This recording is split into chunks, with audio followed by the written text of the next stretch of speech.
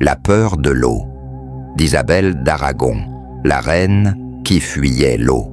Et si votre reine refusait de se laver convaincue que l'eau attirerait la mort?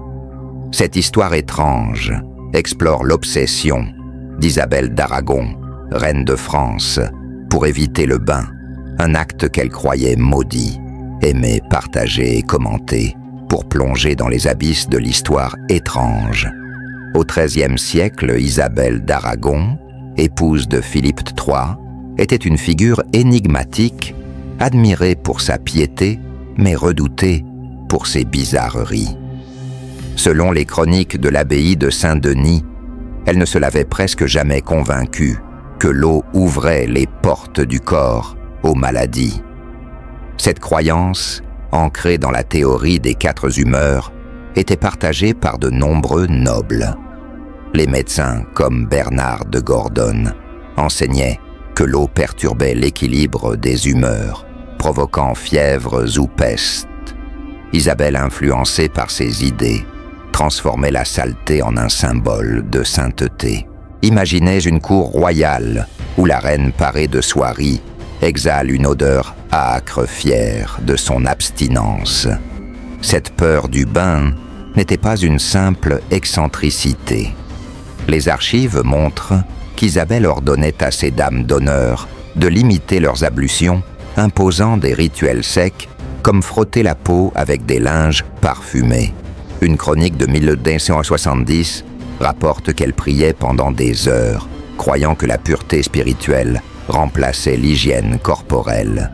Selon l'historien Roy Porter, cette pratique reflétait une époque où la saleté était associée à la pénitence, les saints chrétiens étant souvent décrits comme négligeant leur corps pour se rapprocher de Dieu.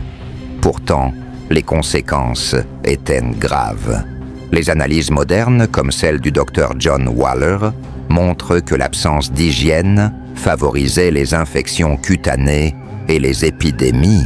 Les courtisans, suivant l'exemple d'Isabelle, souffrèrent de maladies comme la gale, attribuées à des malédictions divines.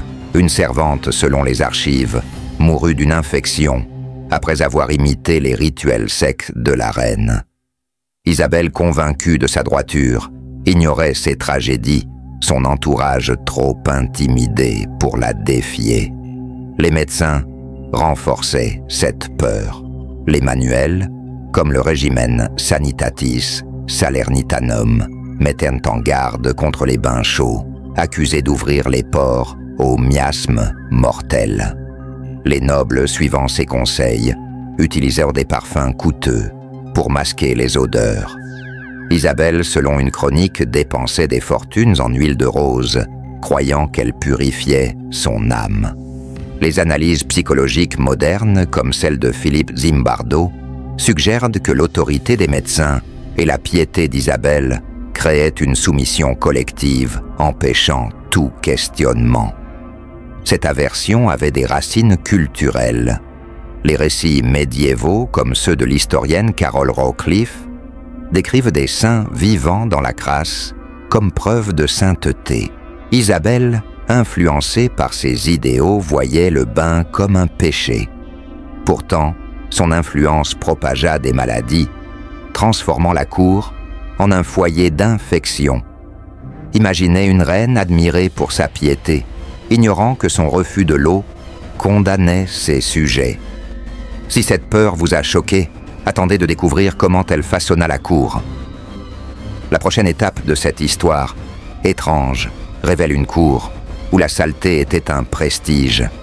Une cour empestée par la saleté. Imaginez une cour royale, où l'odeur de la crasse est un signe de noblesse et où l'eau est crainte comme le diable. Cette histoire étrange dévoile comment Isabelle d'Aragon transforma la cour de France en un sanctuaire de saleté où l'hygiène était un péché. Aimez, partagez et commentez pour plonger dans les abysses de l'histoire étrange sous le règne d'Isabelle d'Aragon. La cour de Philippe III devint un miroir de ses croyances. Les archives de l'Hôtel-Dieu à Paris décrivent une cour où les nobles imitant la reine évitaient les bains préférant des linges parfumés et des poudres coûteuses pour masquer leur odeur. Selon l'historienne Carol Rawcliffe, cette pratique influencée par la piété d'Isabelle était vue comme une marque de pureté spirituelle. Les courtisans, parés de velours et de soie, se vantaient de leur abstinence, transformant la saleté en un symbole de statut. Imaginez une salle de bal où les chandelles vacillent sur des visages poudrés, cachant des corps jamais lavés. Les médecins comme Guy de Chauliac renforçaient cette mode. Leurs traités, tels que le Chirurgia Magna, décrivaient l'eau comme une menace capable d'introduire des vapeurs malignes dans le corps. Les nobles suivant ces conseils développèrent des rituels complexes des bains secs avec des herbes ou des frottements avec des huiles importées d'Orient. Une chronique de 1275 rapporte qu'un comte fidèle à Isabelle dépensait des fortunes en essence de lavande, convaincu qu'elle repoussait les maladies. Pourtant, selon le docteur John Waller, ces pratiques aggravaient les infections, la saleté, favorisant les bactéries. Les conséquences étaient dramatiques. Les archives hospitalières montrent une augmentation des maladies cutanées comme la gale et les furoncles parmi les courtisans. Une dame d'honneur, suivant les ordres d'Isabelle, mourut d'une infection après avoir refusé un bain curatif prescrit par un médecin dissident. Les décès, souvent attribués à des châtiments divins, étaient en réalité causés par l'insalubrité.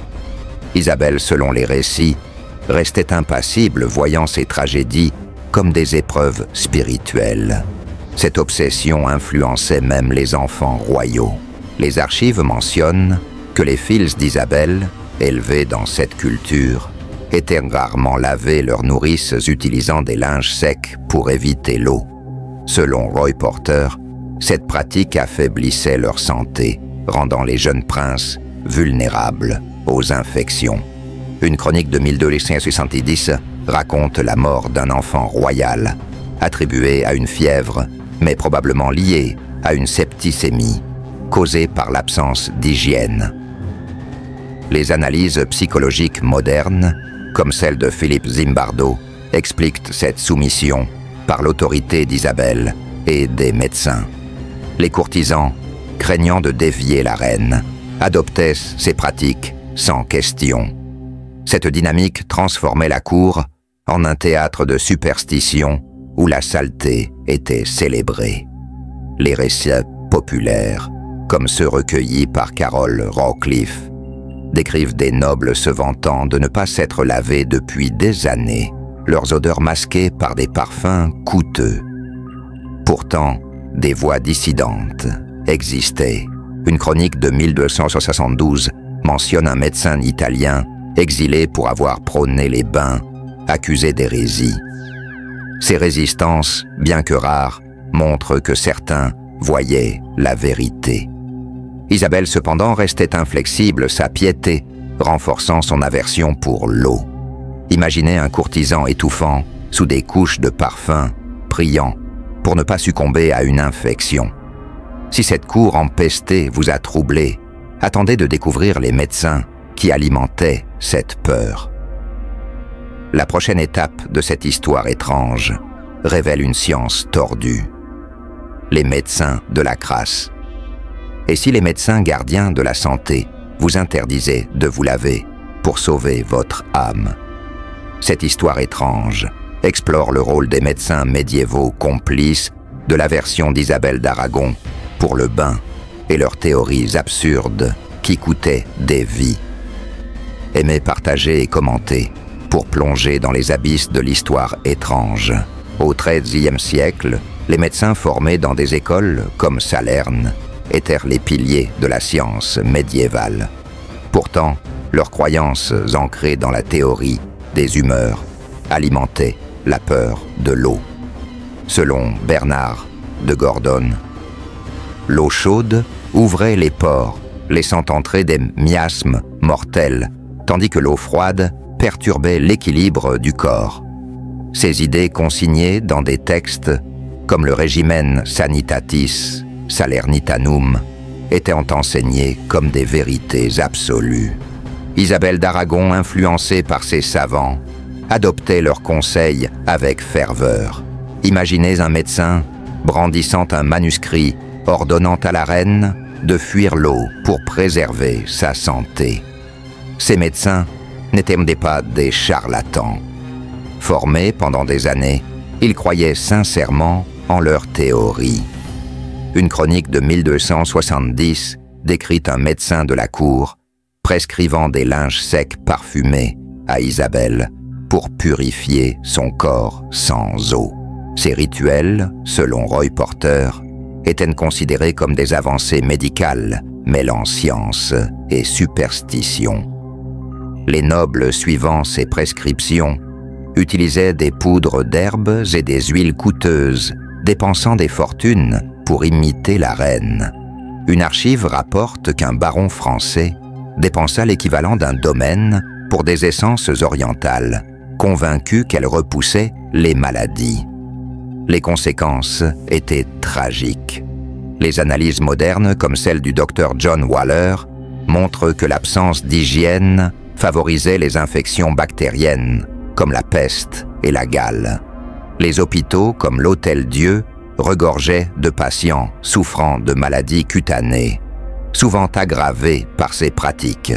Une chronique de 1273 mentionne un chevalier suivant les conseils d'un médecin, refusant un bain curatif et succombant à une infection. Les médecins, selon Porter, attribuaient ces décès à des déséquilibres humoraux, jamais à leurs erreurs. Isabelle renforçait cette foi. Ces médecins, selon les archives, rédigeaient des ordonnances complexes pour des nettoyages secs mélangeant herbes et prières. Une lettre de 1271 décrit la reine, ordonnant à ses médecins de bénir ses linges parfumés, croyant qu'ils étaient sanctifiés. Les analyses psychologiques de Philippe Zimbardo suggèrent que l'autorité des médecins, renforcée par la piété d'Isabelle, créait une obéissance aveugle. Les courtisans terrifiés par la reine et les savants n'osaient pas défier ces pratiques. Pourtant, des dissidents existaient.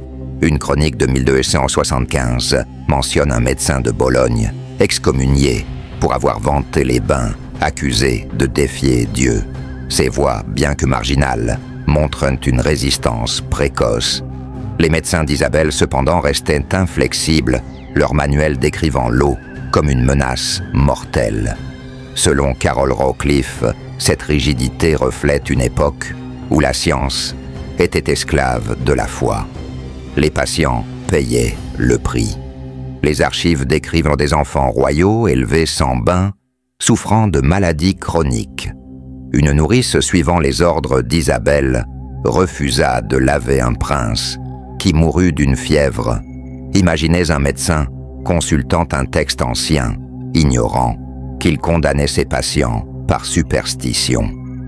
Si ces médecins vous ont horrifié, attendez de découvrir comment leur influence s'étendit au peuple. La prochaine étape de cette histoire étrange révèle une société plongée dans la crasse, une société empoisonnée par la peur. Imaginez un royaume où l'eau est bannie et où la saleté devient une vertu sacrée. Cette histoire étrange explore comment l'aversion d'Isabelle d'Aragon pour le bain contamina la société française, transformant villages et villes en foyers d'infection. Aimez partager et commenter pour plonger dans les abysses de l'histoire étrange. L'influence d'Isabelle d'Aragon dépassait la cour. Les récits, populaires comme ceux recueillis par Carol Rowcliffe, montrent que ces pratiques, amplifiées par les prêtres et les médecins, se répandirent parmi les paysans.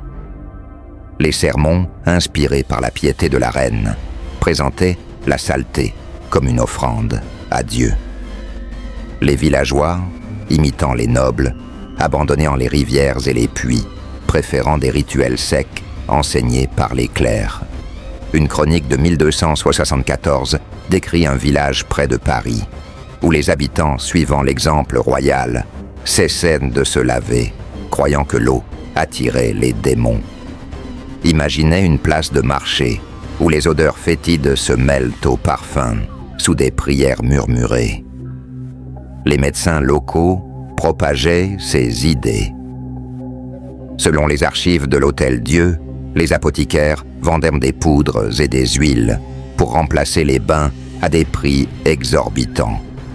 Les pauvres incapables d'acheter ces produits vivaient dans une crasse absolue, leur santé déclinant.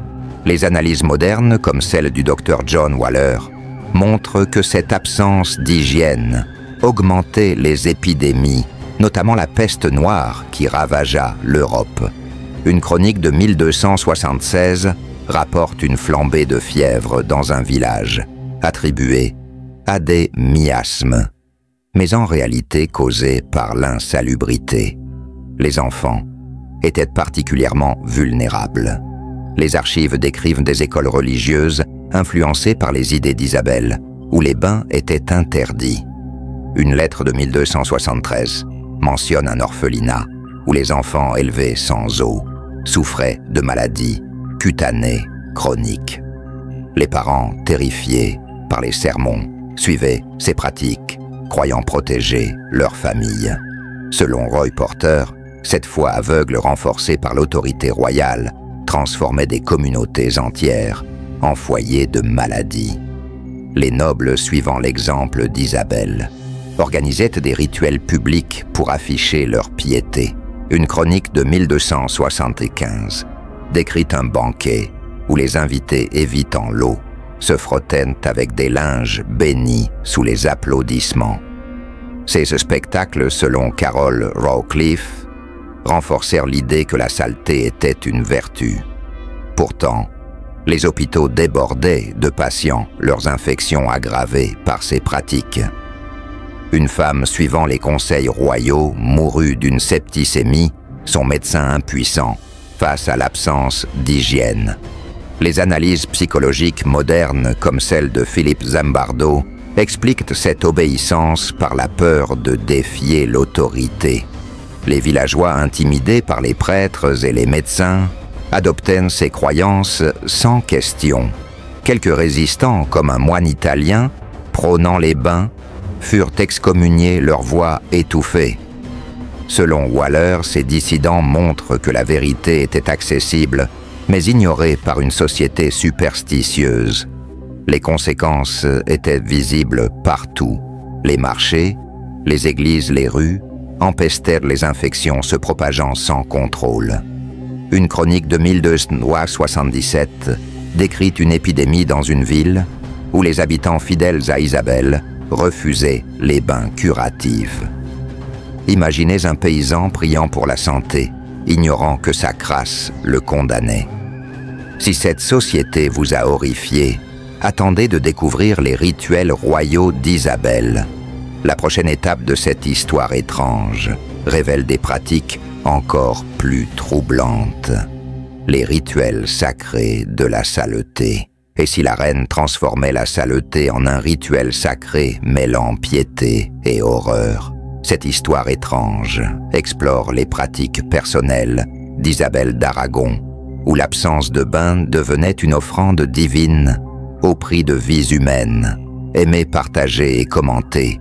Pour plonger dans les abysses de l'histoire étrange, Isabelle d'Aragon, selon les chroniques de Saint-Denis, vivait sa peur de l'eau comme une mission divine. Ces rituels, décrits dans une lettre de 1272, consistaient à se frotter avec des linges imbibés d'huile sainte, bénis par des prêtres. Ces pratiques qu'elle croyait purifiantes étaient exécutées dans une chapelle privée où elle priait pour chasser les miasmes spirituels. Selon Carol Rawcliffe, ces rituels reflétaient une croyance médiévale où la crasse était une preuve de dévotion, les saints chrétiens étant souvent célébrés pour leur négligence corporelle. Imaginez Isabelle agenouillée dans l'obscurité, son corps jamais lavé, convaincue de sa sainteté. Ces rituels n'étaient pas privés. Isabelle imposait ses pratiques à la cour, ordonnant à ses dames d'honneur de suivre des ablutions sèches, mêlant herbes et prières. Une chronique de 1274 décrit une cérémonie où la reine, entourée de courtisans, distribuait des linges parfumés bénis comme des reliques. Ces actes, selon Roy Porter, étaient des spectacles de piété renforçant l'autorité d'Isabelle. Les nobles impressionnés adoptaient ces rituels, transformant la saleté en un symbole de prestige. Les conséquences étaient dévastatrices. Les analyses modernes, comme celle du docteur John Waller, montrent que ces pratiques aggravaient les infections. Une servante, suivant les rituels d'Isabelle, mourut d'une maladie cutanée, son corps couvert de plaies. Les archives hospitalières rapportent des cas similaires, les patients succombant à des infections attribuées à des punitions divines. Isabelle, aveuglée par sa foi, ignorait ces tragédies, ces prêtres, renforçant sa croyance en la sainteté de la crasse. Les médecins jouaient un rôle clé. Selon les archives, ils rédigeaient des ordonnances pour des nettoyages sacrés, combinant herbes, huiles et incantations. Une chronique de 1276 mentionne un médecin prescrivant à Isabelle un mélange d'huile de rose et de cendres saintes, censé repousser les maladies. Ces prescriptions, selon Porter, étaient des illusions aggravant les infections par leur inefficacité. Les analyses psychologiques de Philippe Zimbardo montrent que l'autorité d'Isabelle et des médecins étouffaient toute critique, les courtisans obéissant par peur. Ces rituels influençaient même les enfants royaux. Une lettre de 1273 décrit les jeunes princes élevés sans bain, entourés de linge parfumé. Cette pratique, selon Waller, affaiblissait leur santé, rendant les héritiers vulnérables. Un prince, selon les archives, mourut d'une fièvre probablement liée à une septicémie. Isabelle, convaincue que ces rituels étaient divins, voyait ces morts comme des sacrifices. Quelques voix s'élevaient. Un moine exilé en 1475 pour avoir vanté les bains accusait la cour de superstition. Ces dissidents, selon Rawcliffe, étaient rares, écrasés par l'autorité royale. Les rituels d'Isabelle, mêlant foi et peur, transformaient la cour en un sanctuaire de crasse où la santé était sacrifiée à la piété. Imaginez une reine priant avec ferveur, ignorant que ces rituels semaient la mort. Si ces rituels vous ont troublé, attendez de découvrir leur impact sur la santé publique. La prochaine étape de cette histoire étrange révèle une tragédie à grande échelle. Une tragédie sanitaire. Et si refuser l'eau transformait un royaume en un tombeau vivant? Cette histoire étrange explore les conséquences dévastatrices de la version d'Isabelle d'Aragon pour le bain qui propagea maladies et désespoir à travers la France. Aimez, partager et commenter pour plonger dans les abysses de l'histoire étrange. L'influence d'Isabelle d'Aragon sur l'hygiène publique fut catastrophique. Les archives hospitalières, comme celle de l'Hôtel-Dieu, montrent une augmentation des épidémies au XVIe siècle, exacerbée par l'absence de bains. Les médecins, suivant la théorie des miasmes, croyaient que l'eau propageait les maladies et les pratiques d'Isabelle renforçaient cette idée. Selon le docteur John Waller, l'insalubrité favorisait des infections, comme la peste, la gale et la lèpre, qui ravageaient les communautés. Une chronique de 1277 décrit une ville près de Paris, où les habitants, imitant la reine, succombaient à des fièvres. Imaginez un village étouffant sous la crasse, où les prières remplacent les remèdes. Les hôpitaux débordaient. Les archives rapportent des patients nobles et paysans, souffrant de plaies infectées, aggravées par l'absence d'hygiène. Une femme suivant les rituels secs d'Isabelle mourut d'une septicémie, son médecin attribuant son décès à un déséquilibre humoral. Selon Roy Porter, ces erreurs médicales renforcés par l'autorité royale, coûtaient des milliers de vies. Les enfants particulièrement vulnérables payaient un lourd tribut. Une chronique de 1276 mentionne un orphelinat où les enfants élevés sans bain mouraient de maladies cutanées, leur corps couvert de lésions. Les sermons amplifiaient la tragédie. Les prêtres inspirés par Isabelle prêchaient que la saleté était une vertu, transformant les églises en foyers de superstition.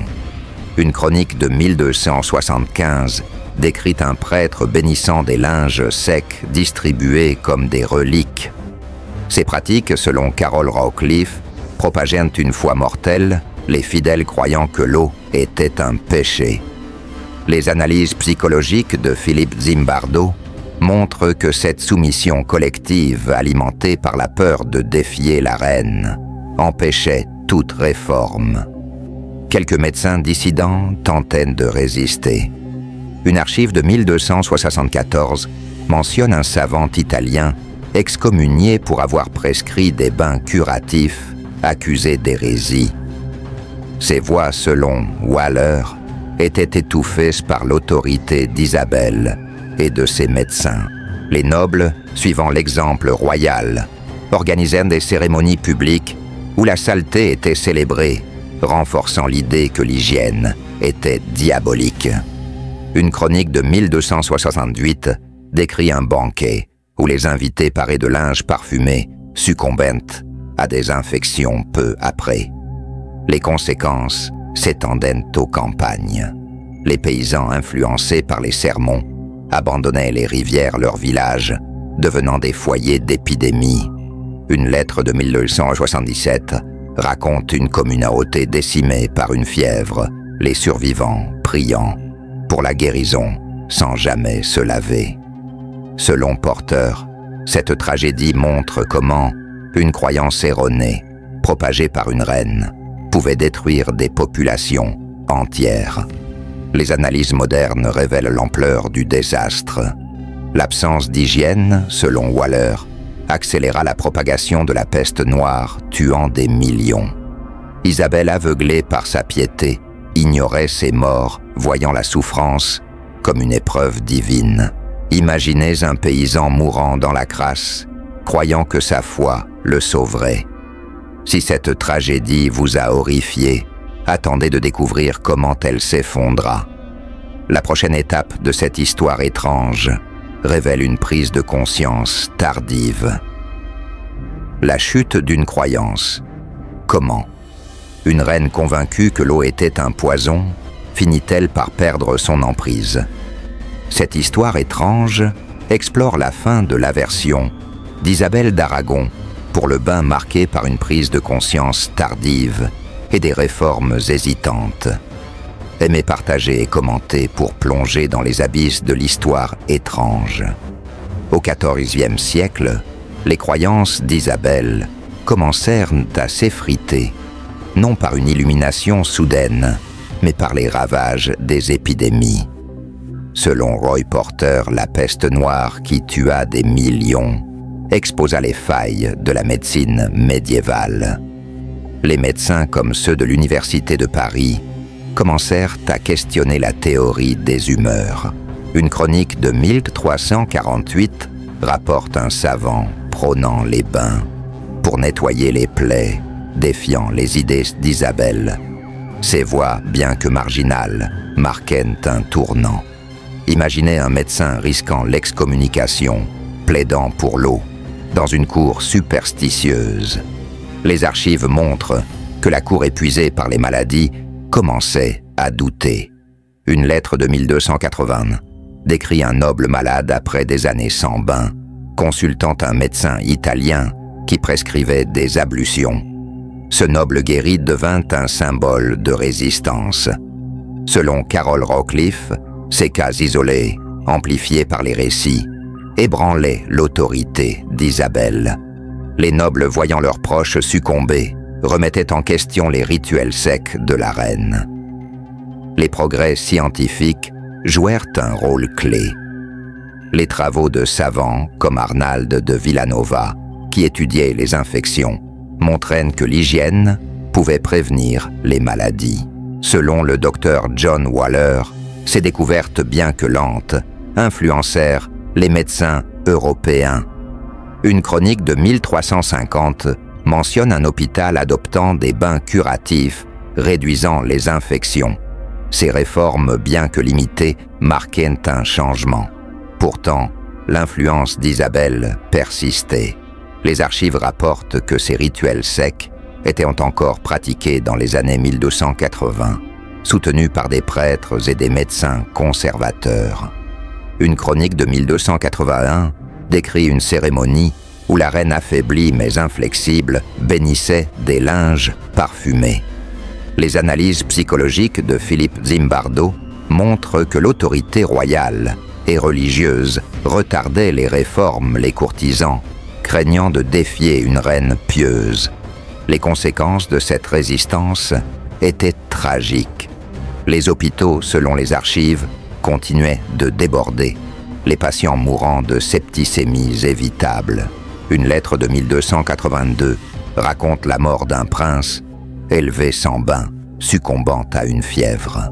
Selon Porter, ces décès, attribués à des causes divines, reflétaient l'aveuglement d'une époque. Les analyses modernes montrent que l'hygiène aurait pu sauver des milliers de vies, mais la peur de l'eau, propagée par Isabelle, restait tenace. Quelques nobles commencèrent à changer. Une chronique de 1283 décrit une comtesse influencée par un médecin, dissident, adoptant les bains et survivant à une épidémie. Ces exemples, selon Rockcliffe, inspiraient d'autres à suivre. Les villes comme Florence commencèrent à construire des bains publics, défiant les anciennes croyances. Isabelle mourante, en 1271, ne vit pas ces changements, mais son héritage déclinait. Cette prise de conscience, bien que tardive, posa les bases de la médecine moderne. Les savants, selon Waller, commencèrent à tester les remèdes, jetant les fondations de l'hygiène scientifique. Imaginez un médecin défiant les traditions, sauvant une vie avec un simple bain. Si cette évolution vous a captivé, attendez de découvrir l'héritage durable d'Isabelle. La dernière étape de cette histoire, étrange, révèle une vérité choquante. L'héritage d'une reine empoisonnée. Et si l'obsession d'une reine pour la saleté révélait une vérité universelle sur l'humanité, cette histoire étrange conclut avec une révélation choquante. La version d'Isabelle d'Aragon, pour le bain, a coûté des vies, mais a aussi façonné la médecine moderne. Aimée, partagée et commentée pour dévoiler les secrets de l'histoire étrange. L'héritage d'Isabelle d'Aragon est un paradoxe. Selon Carol Rockcliffe, sa peur de l'eau propagée par sa piété transforma la France en un foyer d'infection coûtant des milliers de vies. Les archives de l'Hôtel-Dieu montrent que les épidémies comme la peste noire furent aggravées par l'absence d'hygiène. Une chronique de 1268 décrit une ville décimée ses habitants, suivant les rituels secs d'Isabelle, mourant dans la crasse. Selon le docteur John Waller, l'insalubrité soutenue par la reine accéléra la propagation des maladies, un désastre évitable. Pourtant, cet héritage eut des effets inattendus. Les échecs de la médecine médiévale, selon Roy Porter, poussèrent les savants à questionner les anciennes croyances.